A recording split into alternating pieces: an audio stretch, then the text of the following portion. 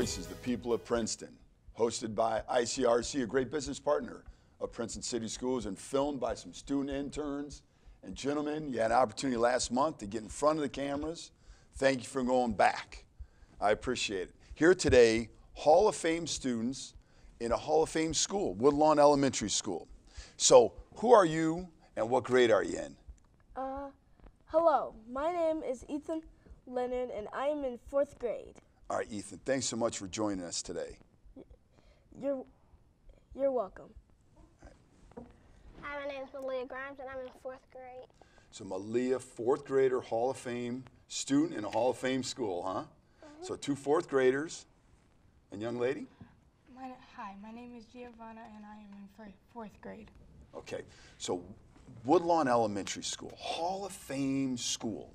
Do you guys remember when you got that award? Yes, Kind of. No. Yeah. Actually, no. Okay, so last year is when you got it. I know there's so much celebration about what it meant to be a Hall of Fame school, and there is a lot. Can you talk a little bit about, like, what makes Woodlawn special? Well, what makes them special is what the activities they do and what. Well, Ethan, let me ask you a question. I was at Woodlawn not too long ago, and I saw a parade. There was a parade that actually took place in the school, and kids made floats, and other students cheered. Do you remember that? Yes, I remember. So talk a little bit about that. Well, that was our parade, and the 3rd, 4th, and 5th had to make floats to show to the second, 1st, and kindergartners. Yeah, so that was great, and kind of walked around that whole really nice big common area in Woodlawn. Oh, that's amazing. So Malia, again, like when you think about Hall of Fame, and it's so special. There's 3 school districts in Princeton that are Hall of Fame schools. But in the whole entire state, there's not that many. So what makes Woodlawn special to you? That you get to make new friends and be very kind to other people. Very kind, excellent. Giovanna? I think all the people that work at the school, like the staff members and teachers, they give it a little bit more of fun to be there. Like when we're doing a concert for music, the music teacher always has something like fun music to play, or like different things, like our music like our concert we just did. Because I was a Sugar Plum Fairy, so I know. Oh, nice. And that was the Nutcracker. The Nutcracker, okay. I was a Sugar Plum too. Sugar Plum, 2 Sugar Plums and Nutcracker. That's perfect. The Nutcracker, I was the Nutcracker King. Oh, the Nutcracker King. Okay, I'm sorry. I didn't give you the crown. I apologize for that. So do you guys remember a song that you sang there? Do you guys remember anything? Do you guys want to sing right now? No, I'm just playing. We sung I'm the just Sugar kidding. Plums. And we sung the march song, and the Sugar Plum was Miss Thompson's favorite. Oh, very good. Who's Miss Thompson? Our principal. Oh, principal. That's right. Boy, I tell you what, she was decorated not too long ago. It's a big award in the state as well. She's really a special principal, isn't she? Yes. All right, let's talk about school now. Talked about fun, and a lot of times when adults may hear kids talking about fun, they think that learning doesn't happen. Now, Woodlawn, the teachers, they're caring, compassionate, but they hold you accountable, really high expectations, making sure you guys do what you should do and do all your work. Is that fair? Yes. All right, so what's your favorite subject? Malia, what's your favorite subject? Reading. And how come? Because I get to read new books and read things I never knew about. That's awesome. Giovanna? My favorite subject is also reading, because I like to read books, and like the books we read, they're chapter books and they're longer, so you get to the story. You're not reading shorter books. So there's more character development, right? And details. Oh, excellent. Okay. Ethan, favorite subject? My favorite subject is math, because I get to learn new things I've never learned before, and I receive a refresher from things I have already learned. Right. So math, it's really kind of an exact science. It's either right or it's wrong. Fair to say? Yes. And in reading, the beautiful thing about reading, it could take you places you've never been, right? Like Bridge to Terabithia? That's a great example, Ethan. Thank you so much. So at Princeton, we talk about our mission statement. Our mission statement is empowering each student for college, career, and life success. So when you think about empowering, how does Woodlawn, Princeton City Schools in general, how do you feel empowered? What makes you feel that? Giovanna? What makes me feel empowered is there's no negativity in the school. And I like that there's always a positive attitude wherever you go. So like if you walk in a classroom, the teachers always have a positive attitude. That's excellent. Ethan, what do you think? What empowers me is the signs that are posted throughout the schools, and how the teachers always help you to never give up and keep trying. That's such a big message, Ethan. I know we talked a little bit about that before the cameras were rolling, about this thing called growth mindset and always trying your hardest. And sometimes when you fail, you may actually still learn more, maybe even learn more. And actually I did an Ad Viking Diff one time with a young lady, really cute little girl from Evendale. And when I talked to her about growth mindset, when I talked to her, she said that her teacher, her physical education teacher, said, you don't win or lose, you win or learn. Does that kind of make sense? Yes. That even if you technically may not win, you still learn, right? And if you're in class and you may not do as good as you want on a test, you're still going to learn, or you may need a little extra support. So that was great, Ethan. What empowers me at Woodlawn is that the teachers don't get mad over if you got something wrong. They keep helping you to try to get better at what you're doing. That's right. It's about getting better, right? That's excellent. All right, so in a couple years, you're going to go to the middle school, which is great. And in the 5th grade, there's all these great activities at Woodlawn and all of our elementary schools like there is in 4th grade. But you have some really, really special teachers. Do you have any shout outs you want to give to a teacher right now, just to put you on the spot? Go ahead, Giovanna. I want to shout out Miss Johnson because she's my lovely homeroom teacher. And I want to shout out Miss Doris because I love all the nicknames she gives everybody in the class. I want to shout out Miss Miller because she was a great 1st grade teacher and she helped me do a lot of things. And I also want to shout out Mrs. Thompson because she's a great principal and she makes you feel good about learning new things. All right, now I'm not trying to interrupt you, Giovanna, but it's clear that you three want to shout out every single staff member, teacher, and principal at Woodlawn. So, all right, so one last question and then that's it. We talked about activities a little bit, but not like great detail. So can you talk about some things that you do that are different than like going to class, some other activities you're involved in? Ethan?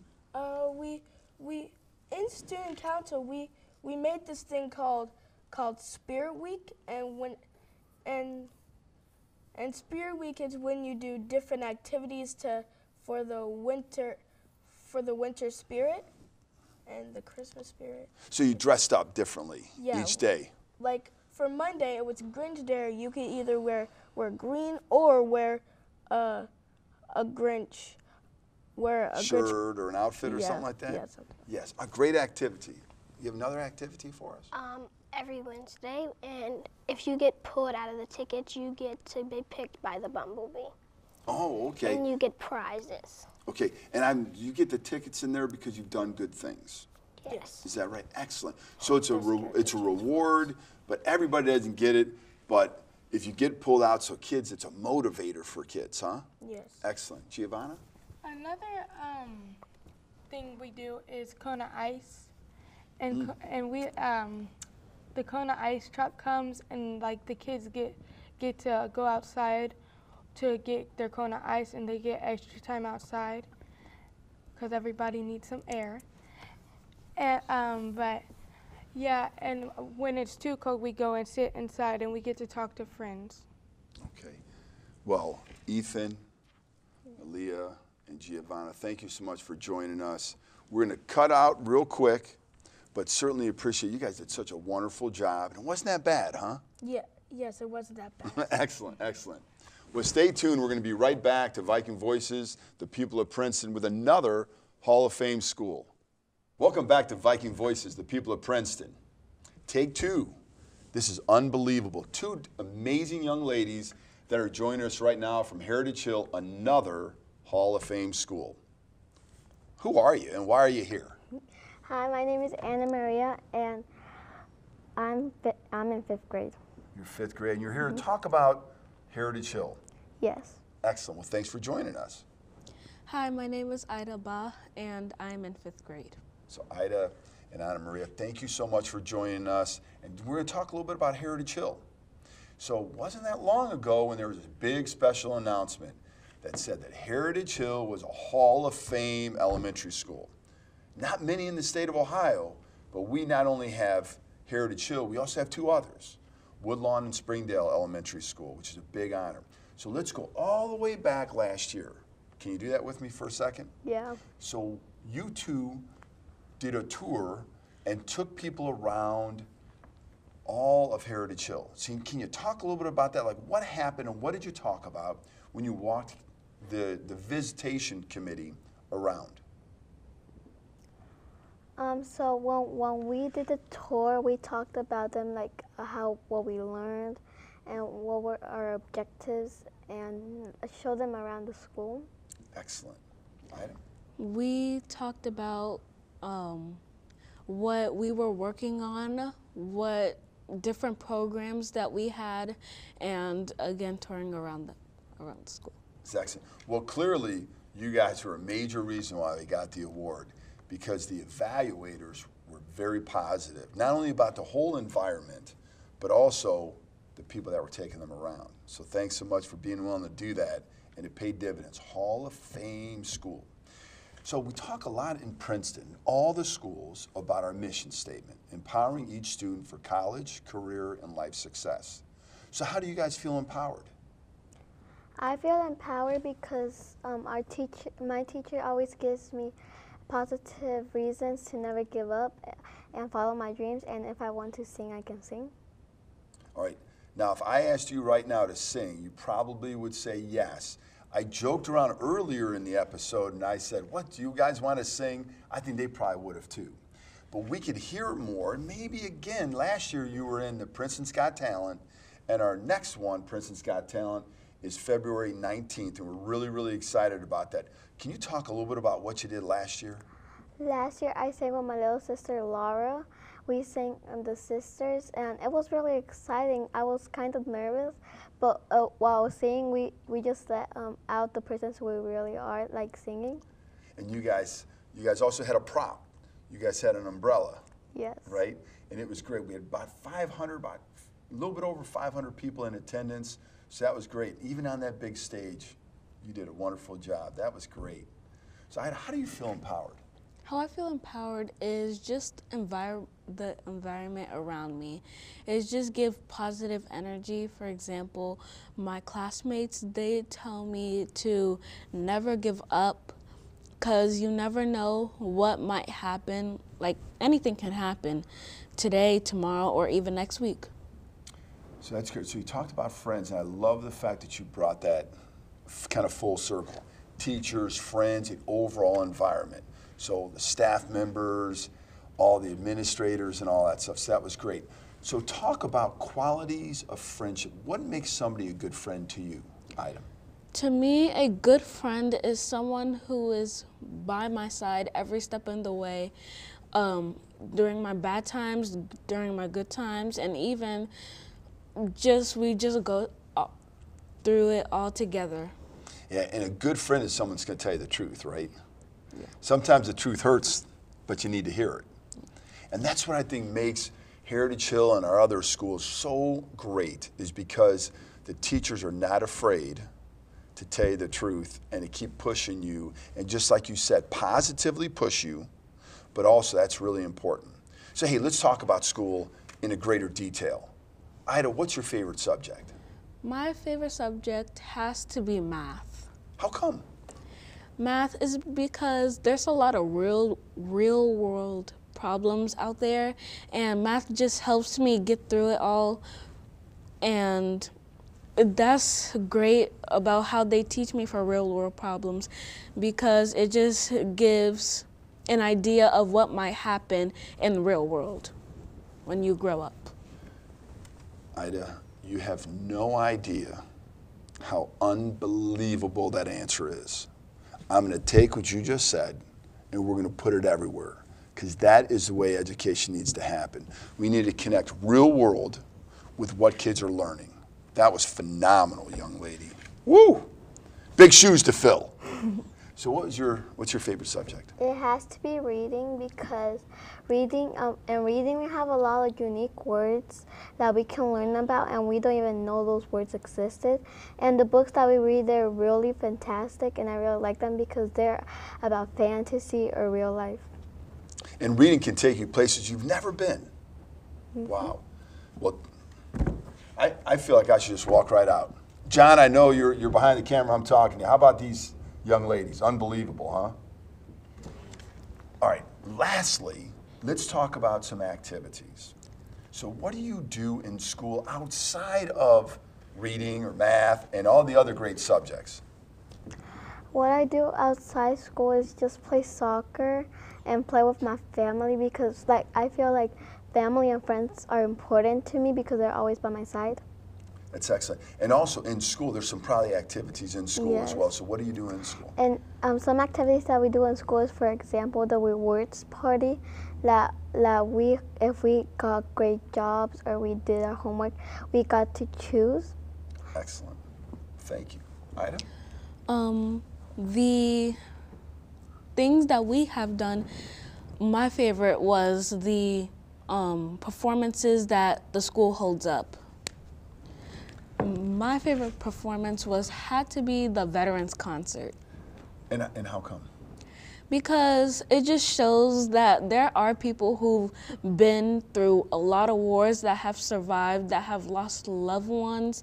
And I just think that's amazing how we are proud of them, that we honor them of what they have done for us to keep America happy. And so, greatest country in the world, freedoms like no other. And so recognizing veterans. I remember, can I tell you a quick story? Is that okay? Yeah. I remember I was at a concert at Heritage Hill. And next thing, my legs started moving. I didn't even know what was happening. Next thing you know, my other legs started moving. And I was like getting it done dancing. Mm-hmm. That music kind of gets inside of you, doesn't it? When there's a great song, a great performance, and you feel good about it, it just makes you want to move, doesn't it? Mm-hmm. That's what I think we're really, really proud of Princeton, is it's not where you are, it's where you're going. It's about empowering to make sure that you could do anything you want in the world. All right, so do you have one final thing that you want to share? About friendships, about Heritage Hill, about Princeton, anything? Well, I think Princeton is the best district in the whole wide world. It has opportunities for people to do, and you can learn anything you want, and you can follow your dreams. Wow, okay. I agree with her. I really love Princeton. It just gives so many people opportunity for what they want to be. For example, singing, mathematicians, writing books. It just gives everybody a chance to do what they want. And before I wrap up this session, how about a shout out to your teachers? Do you have any teachers you want to shout out to? I would like to thank my teachers, just all my teachers in grade, Ms. Bach, Ms. McKiff, Ms. Hunter, all the teachers that I had before, for giving me the inspiration that I have now. Okay. Well, I would like to thank all of my teachers, like she said, from preschool to 5th grade right now, because they always gave me positive attitude, and they always told me to follow my dreams. You know, it's funny. Earlier in the show, I said, do you guys want to give a shout out? And literally, they started mentioning almost every single teacher. And isn't it great to be in an environment where you can go all the way back to pre-K, all the way through 5th grade, and you know specifically the teachers that have really been by your side and the staff members by your side in administration. That's wonderful. Welcome back to Viking Voices, the people of Princeton. Here talking to another Hall of Fame school and more Hall of Fame students. Thanks so much for joining us. And who are you guys and why are you here today? My name is David Solis and I'm in 3rd grade. And you're here to talk about Springdale Elementary School. Excellent. Thanks for joining us, David. My name is Adora Thurman and I am in 3rd grade. All right, and again, still here to talk about Springdale Elementary School. So thanks so much for coming here. Hey, school. When you think about school, we just came back from a break. Were you guys excited to come back? Yes. And see your teachers and administrators and staff and friends, huh? Yes. Oh, that's great. You guys had a good time over break? Yes. Yeah. Awesome, awesome. Lots of subjects in school, lots of classes. What's your favorite, David? My favorite class and subject is math. Why, David? Now, a lot of people, David, wouldn't say math, so why math? Because math, you usually use math for everything when you're counting. Maybe how much things you have of something or... Yeah. What things cost, maybe? Yeah. All of that. Wow, okay, excellent answer, David. Thank you. Adora? My favorite subject is science. Science. Now, how come? Well, I like science because science is like interesting, and I like learning like about like the type of matters and like stuff like that. Oh, that's great. So is that, you know, Adora, that reminds me, last year we had a program at the high school. It's called STEM Goes Red, which STEM, S-T-E-M, science, technology, engineering, and math. And there was a big science part of that. And we had a young lady that was featured on television. She wants to be a doctor and all that just because of that opportunity that Princeton gave this young lady to go do that. Do you want to be a doctor when you get older? I was just curious, just because science, yeah? That's great. David, do you have any idea, 3rd grade, what you want to do? Like what job I want? Yeah. I would like to be maybe like a cartoonist. A cartoonist. So you like to draw? Yeah. Oh my a lot. goodness, that's great. Hey, so just like I mentioned about the young lady that actually had an opportunity to participate in this big activity, we would say that she felt empowered to do so. So, you know, our mission statement, empowering each student for college, career, and life success. So, Adora, how do you feel empowered at Springdale Elementary School? How I feel empowered at Springdale Elementary is that all the teachers and all the students are nice, and like all the teachers at Springdale are nice, and I feel supportive and safe. Yeah, and earlier, you know, I know we talked a little bit about that question earlier. You talked about the fact that even if you didn't get everything right, they're there to support you. Okay, excellent. David, how do you feel empowered at school? I feel empowered because the teachers are always here to help us, and even though sometimes we don't know the answers, they help us not only know the answer of our question, but lots of other strategies and things on the way to the answer. That's tremendous. I just want to remind myself, you two are in 3rd grade? Yes. I could surely tell you when I was in 3rd grade, I would not be able to answer like you two did. Those are great answers. So Springdale Elementary School, Hall of Fame school. One of 3 in the district, and there's not that many in the entire state. How do you guys feel going to a Hall of Fame school every day? I feel maybe very good and always happy to be there. Okay, excellent. Adora? How I feel about going to a Hall of Fame school is I feel like I can, like, I feel good and I feel happy and I feel safe. That's excellent. That's excellent. So we have given the other kids that were here before you from Heritage Hill and also from Woodlawn, another 2 of our Hall of Fame schools, an opportunity to give a shout out to teachers, to say thank you to a staff member, to say hello to anybody.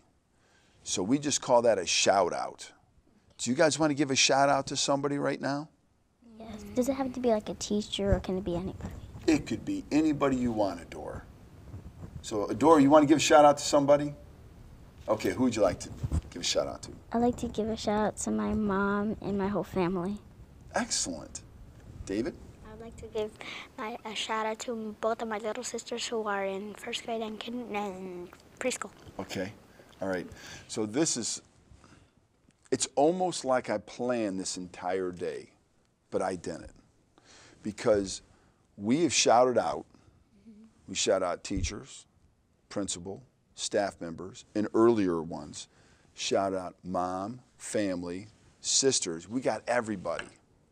That was amazing. Welcome to Viking Voices, the people of Princeton.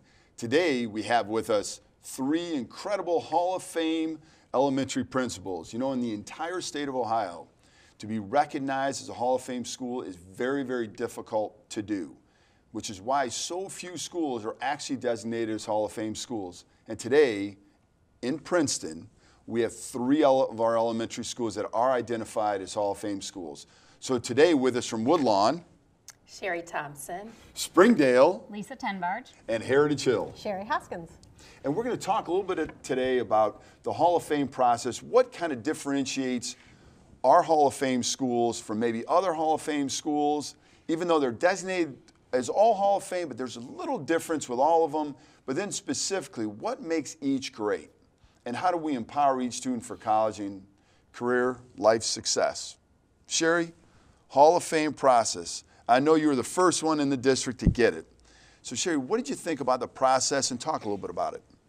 Well, the process was a little intimidating in the sense that so often we don't take the time to be reflective practitioners and think about all the great things that we're doing in our building. And so having that time to reflect and highlight excellent instructional practices that we are implementing within our building was a difficult thing for us, but it was a very, very good thing for us. You know, we're all educators, and educators typically don't look at themselves. They don't kind of process, boy, this is what I'm doing. I'm great, I'm going to apply for this thing or whatever. And so when you had the opportunity, when you were nominated and you first got that and you looked at the application, it was a difficult process initially. Very overwhelming. Initially, I thought, what are we getting ourselves into? But then after processing and having conversations with our team, sitting down and going through the pre-planning process, it eventually came together for us.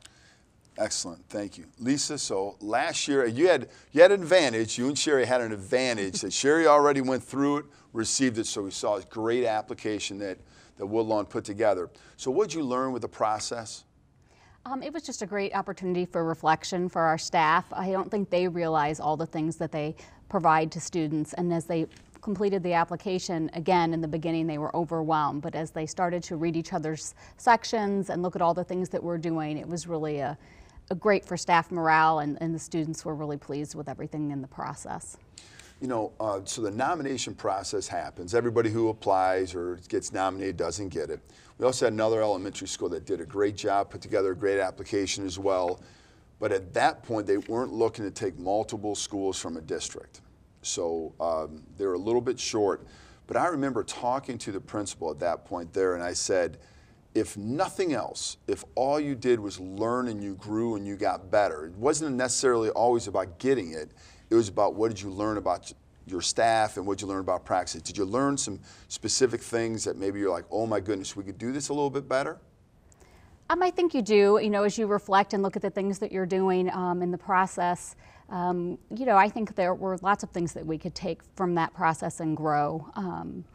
But it was also a great opportunity, whether we were recognized or not, just to reflect on the practices and things that we were doing in the building, and to have everyone in the building read through that and see what all of their colleagues were doing. Because when you're focused in one area, you may not be aware of all the things that are happening in different grade levels and in different programs throughout the school. Excellent. Sherry, had an opportunity to visit all of the schools right before and then during a little bit the tour and the visitation process and all that. And I know that right at the very beginning, you had all your staff together. You want to talk a little bit about the importance of staff and then what that meant to the Hall of Fame process? So we we had it where all of our staff were in groups, and we really looked and reflected on every component of the application. And I really believe that as a staff, we were not just looking at who we are as a school, but who we are and what makes a whole child a whole child. And that really involved parents, community, business partnerships. Because of the strong community that's around Heritage Hill, that is what makes our school who we are today, and really making sure that we are looking at that whole child and what makes the best of our children, and it is our community. I remember when we got some feedback in all three of your applications, when there was some feedback from the people that were visiting and others, the word family came up over and over and over again. It was like the very first one, Woodlawn, you were the first one in the district that got. I remember they talked so much about that sense of family. Do you remember that, Sherry? I do recall. So family, what makes Woodlawn a sense of family? Like what's different maybe about when you walk through the doors at Woodlawn? Why would they see that? Why would they experience family right away? Well, first of all, I think it's important for us to create an atmosphere that is warm, gentle, and pleasing for all kids. Within our family, when I say family, I'm talking about the teachers, I'm talking about the custodians, clerk typists. Everyone in our building works so hard to ensure that our kids are progressing academically and socially. So when we talk about family, it's not just the teacher is teaching. Everyone is involved, from the custodian sitting down and being a listener for kids as they're reading, to adults in the community, parents coming in and volunteering. It is all family-centered, and it's very important to us. So as I mentioned, we heard the word family in all the applications. Sherry, same thing. We definitely heard that come up. So at Heritage Hill, when you walk in the door, what makes somebody instantly feel like there's a sense of family there? It is the welcoming. Our families are who we are, and all of our events, all of our activities in our school is just so welcoming to families. And a comment was made from our community is that our school is the hub of the community, and that's what makes us who we are, and it really is. If anybody in our school families need anything, need some help with anything, even with conversations and translating, or need something in the community, they come to us, and they know that. And so we really are just one family, our entire school community. So Lisa, you came into Princeton a couple years ago. Of the three here, you're the newest Princeton employee, but you've been with us a couple years and done an excellent job, as you guys have and our other principals in the district. So you came into Springdale. What is different from when you came into Springdale and Springdale right now?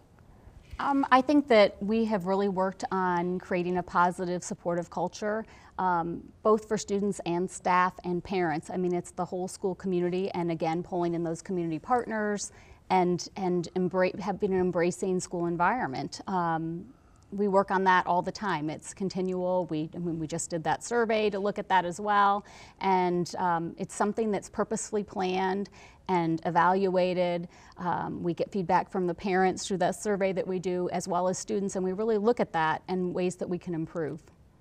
You'd be very proud to know that a young man who went through Springdale Elementary School, even as a 10th grader, still remembers the lovely song, Springdale Spirit.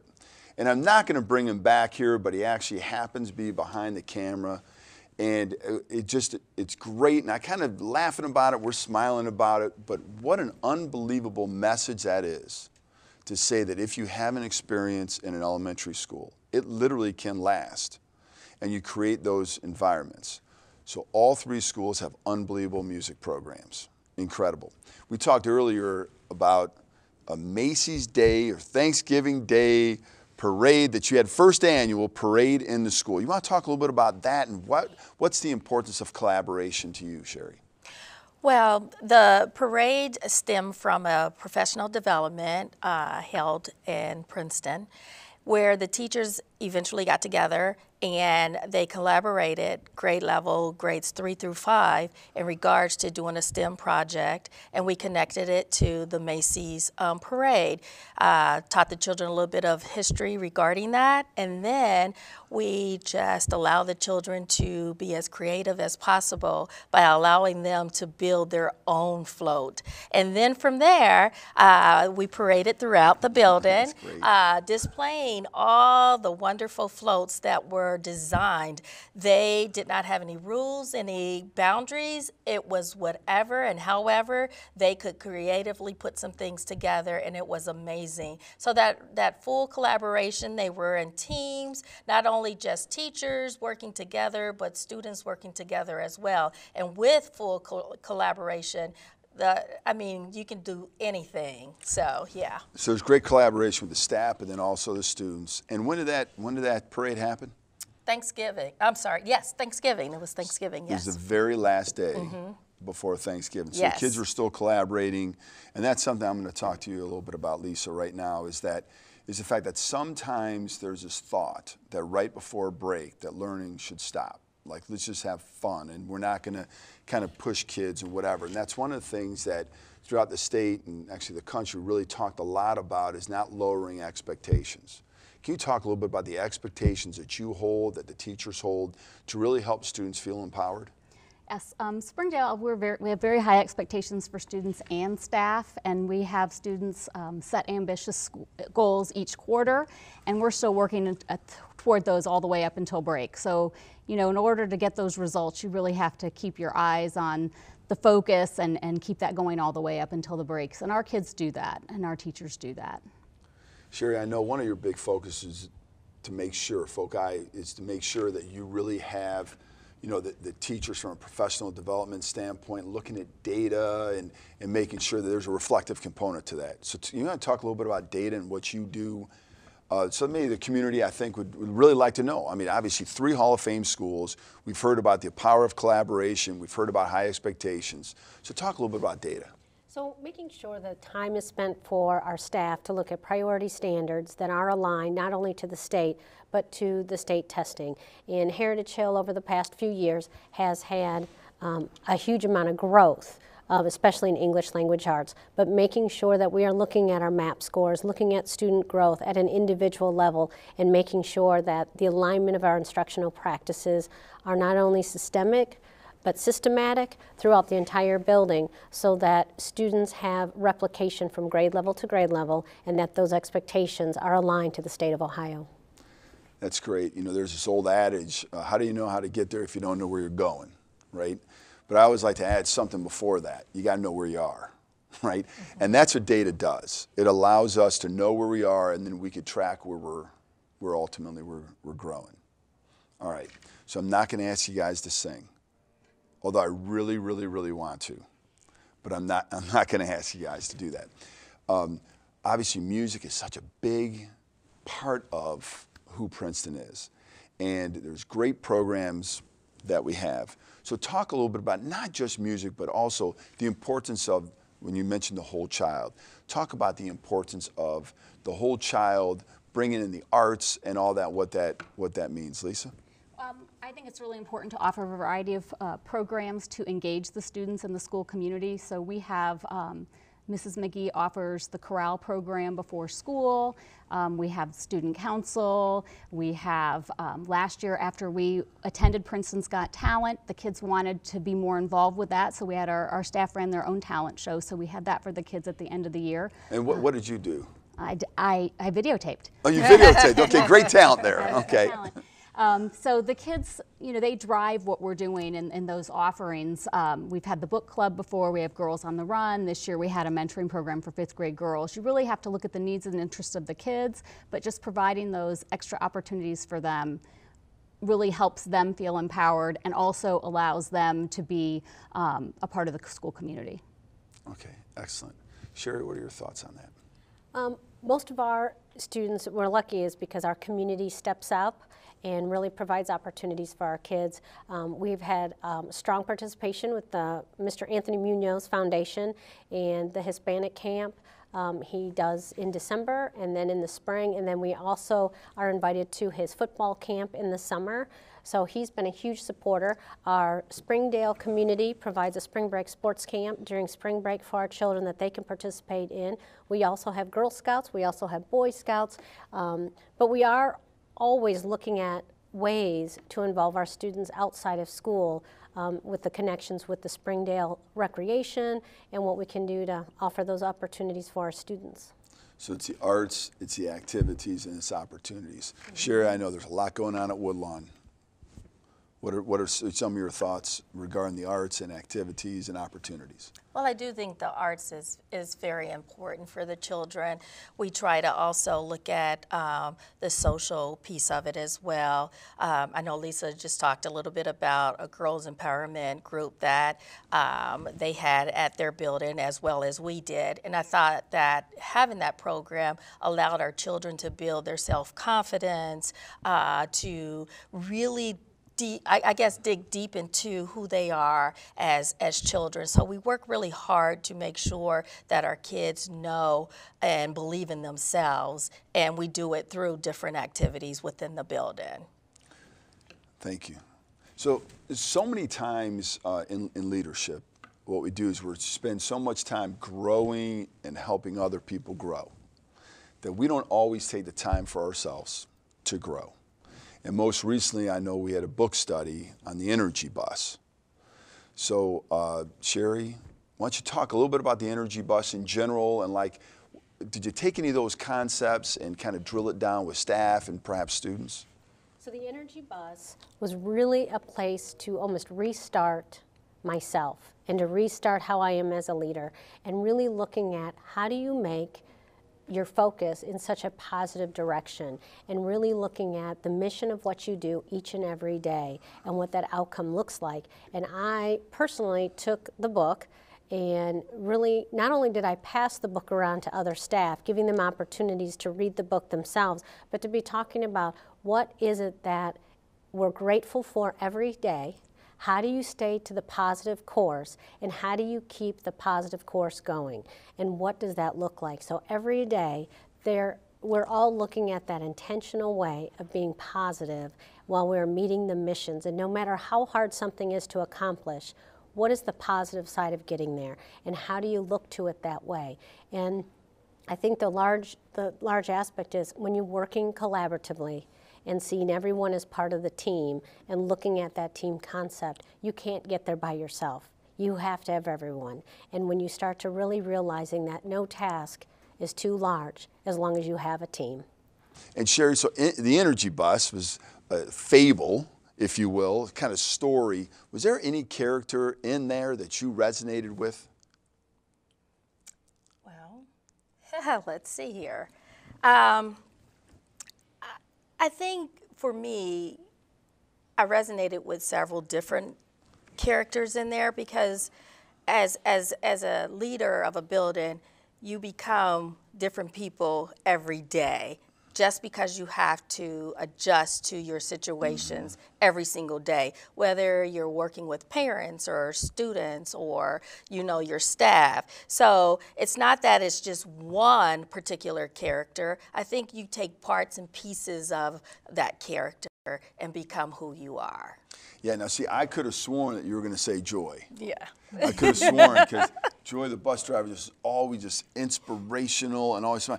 But I love how you did that, because there was a researcher that was critical to the whole thing. There were the people that were keeping track of it. So that's wonderful. Lisa, any other thoughts on Energy Bus? I thought that it was a good read, and something that we're working on positive mindset as our staff read this year, and they go together very well. But it just reflects on that you are driving the bus, and we have lots of challenges, but you need to frame that in a positive way, and see that you're all working together and collaborating, and then it's not too much on any one person to achieve our goals. So I think what separates you three from other elementary school principals, perhaps around the state, is that there's this, not only this caring and compassionate style that you have, but also being dogged and having high expectations, using data, being supportive, but also it's that whole self-reflection piece of what can you do differently as a leader. And while many, many other school district superintendents can say the same thing about their elementary principals, I'm saying the proof is in the pudding when you look at the results, when you look at the challenging environment that we have, the beautiful tapestry of diversity, which is tremendous, and we love it. But with that brings its challenges. The economic disparity is great in our district. And because of that, when we worry sometimes about what kids have when they go home. Do they go directly home for a meal? And it's not each student in the district, but we do have that fair share in our district that we worry about. So on top of worrying about the academic needs, we worry about the social needs, and we worry about the emotional needs. So I certainly appreciate you three being here today. You guys did a great job. Wasn't too bad. I think you guys were great. Give you guys an A. The students, I'm giving an A+. Agreed. I have to. Okay. Well, thanks again for joining us at another episode of Viking Voices, the people of Princeton. Welcome back to Viking Voices, the people of Princeton. Paris Johnson Jr., I know we talked a little bit about him in one of the previous episodes, but on January 4th, Paris had an opportunity to participate in the All-American Bowl in San Antonio, Texas. He did a great job in the game, but I want to talk more about what happened the night before.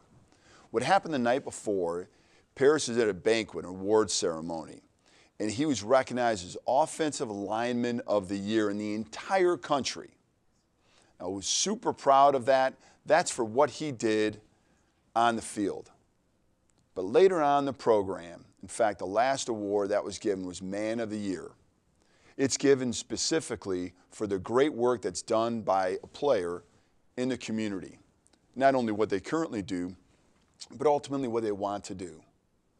Paris is recognized as Man of the Year, one of the few times in All-American Bowl history that any student athlete received 2 awards. So Paris is recognized not only what he did on the field, but in my opinion, very humbly as superintendent of Princeton City Schools, much more important for what he does off the field and the type of man he is. So let's take a quick little rundown to the @Viking Diff video loft and video vault and take a look at an @Viking Diff that we did with Paris right before he signed to go to The Ohio State University. Welcome to another episode of @Viking Diff. I'm here today with Paris Johnson Jr. Excuse me, sir. All-American left tackle Paris Johnson Jr. Thanks for joining us at @Viking Diff. Thank you for having me. Yeah. So Paris, All-American, what does that mean to you? It just means that I've been blessed with being recognized as one of the best players in the country. Yeah, so highly recruited and all that stuff, and then being a Viking. What does it mean to be a Viking for you? Really just to represent my community, but more I have an opportunity to represent my mom since she went here. Yeah, she's a graduate here, very proud graduate alum. So coming here, Paris, a lot of changes and all that stuff. How did you adjust? The adjustment really for me was just, the adjustment of the academics, the athletics, and just meeting new people. So I felt like, I had a good experience, especially with diversity. I guess that was a major upside of coming here. Yeah, so you felt welcomed here? Yeah. Mm-hmm. So the All-American Bowl, tell us a little bit about that. When's that happen? Where does it happen? So it'll be San Antonio at played at 1 o'clock and January 4th, and it's the east versus the west side of the country is split it up. Okay. So the best people from the west side of Mississippi over in the east, and so it's 50 versus 50. So they only take 8 offensive linemen on each side. Ooh. 3 quarterbacks for each side. It's just on a rotation. So each position group you only take a couple. Okay. So it's the top 100 players, and so it's a good competition. 2 practices, as it gets real. Been there, I watched it do sprints after practice. Oh, geez, okay. Board drill, so it's. So it's not going to be a typical all-star game. No, it's a real. It's a real game. Practice. No, okay, yeah. All right, very good. So you go down there a couple days early, practice with the team, and get ready. It's going to be at the Alamo Dome. Mm-hmm. Okay, that's going to be fantastic. So Paris, Ohio State. Right. You think about being a Buckeye. What does that mean to you? When I think of being a Buckeye, I think of being able to represent my state. playing for opportunity to bring a national championship back to Ohio. I think that's a really big opportunity to have. I think of the tradition of playing there, since national program, getting a Buckeye tree. Those are just things that come to my mind when I think of going to Ohio State. Oh, that's great. I'm a huge Buckeyes fan. And Paris, I know you've heard me talk a lot about you in general, and I don't really talk about football much. I talk about kind of the intangible qualities you have, being someone of character, quality, someone ethically who's got great morals and all that. So can you give a little tip to anybody watching this? Like, what do you think is like one of the reasons why you're successful? I think one of the reasons why I'm successful, honestly, is sacrifices that my mom has made. I would say, putting in extra time in the classroom and on the field, in the weight room, and also mainly just, writing. I wrote down a list of my goals, and I prayed for it, and I guess I built that relationship. I've always had a relationship with God, but I really strengthened it during, since my freshman year. I played on a freshman football team, and then I got an offer off of my freshman football film for a position I never played. Then my sophomore year, I wrote down a list of everything I wanted to do. I was like, I want 50 scholarship offers. I'm going to be an All-American. Realized I was not a starter. In our first game we played at this stadium against Hinsdale Central, I was not a starter. I was on the sideline, and I only went out there for field goals. But it was still my goal to get 50 scholarship offers, be an All-American, do this, do this, do this. By the end of the season, I only started 5 games. I played in maybe 8 or 9, coming in third, fourth quarter, maybe a couple of second quarter. But I only started 5 games, the last 5 games of the season. And I ended up getting 50 scholarship offers from my family, became an All-American, number 3 player in the country at that point. 5 games, really didn't even know what I was doing. You know what I mean? I was just out there playing. So I think that was something, Message for everybody, making sure you stay organized, you plan accordingly, and if you feel you have nothing to do, you need to kind of check yourself a little bit, because you always have something to do to get better. I would always check each little class thing on Canvas. I'd be clicking, refreshing, there's got to be something. Sure, that's just how it was. Make sure. Oh, that's great. Well, Paris, thanks a lot for joining us at Viking Diff, and as I always say, go Vikes. Go Vikes. Thank you once again for joining us, Viking Voices, the people of Princeton, and as I always say, go Vikes.